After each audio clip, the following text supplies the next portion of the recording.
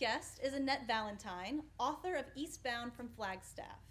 Eastbound From Flagstaff is an illumination of the human condition and its ideological indifference to God through a young man's stout-hearted search for the meaning in the 1920s. Come on down, Annette.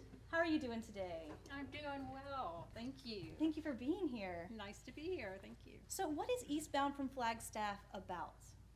Eastbound from Flagstaff is about a young man living in Kentucky in the 1920s, and he has had a terrible accident occur on the farm. So he's made a decision at the ripe old age of 18 to take off to find a life worth living.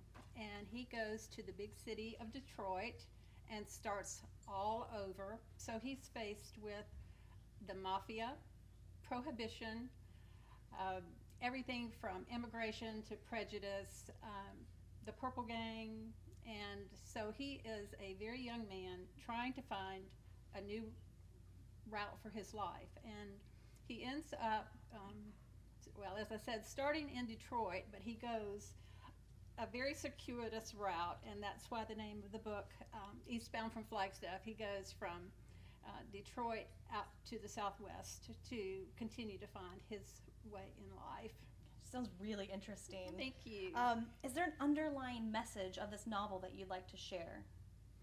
There is an underlying message. That's a great question because, as I said, Simon was up against a lot of obstacles that could have caused him to cower in the face of those obstacles, but he climbed every mountain. In fact, that song was kind of what played in my heart much of the time that I wrote the book.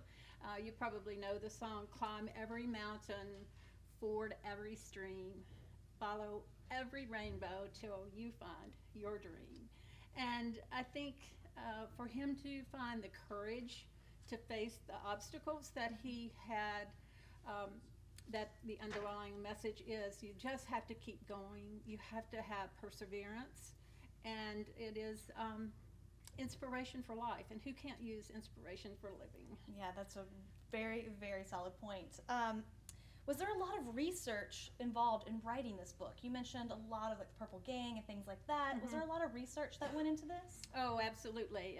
As I mentioned, all about the mafia, prohibition, things like architecture, the Stadler Hotel, for instance, in downtown Detroit, the Michigan Central train station. I had to learn a lot about travel, trains, cars. In fact, if you had a Model T parked up front, I could probably just drive it right off because I had to do quite a bit of research for things like that. Typical, untypical things, atypical things like why a man wore vests or waistcoats. And it's because, oddly enough, if you had the point of your tie showing, it was considered very inappropriate. So men wore vests, little things like that.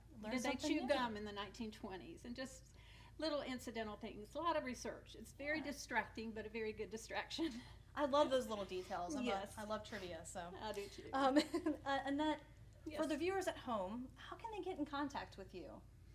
Annette, A-N-N-E-T-T-E, Annette at AnnetteHValentine.com. Okay. So it's a little tricky, two Annettes in there, but AnnetteHValentine.com. All right. Thank you so much. Thank you, Congratulations on the Kendra. book. Thank you.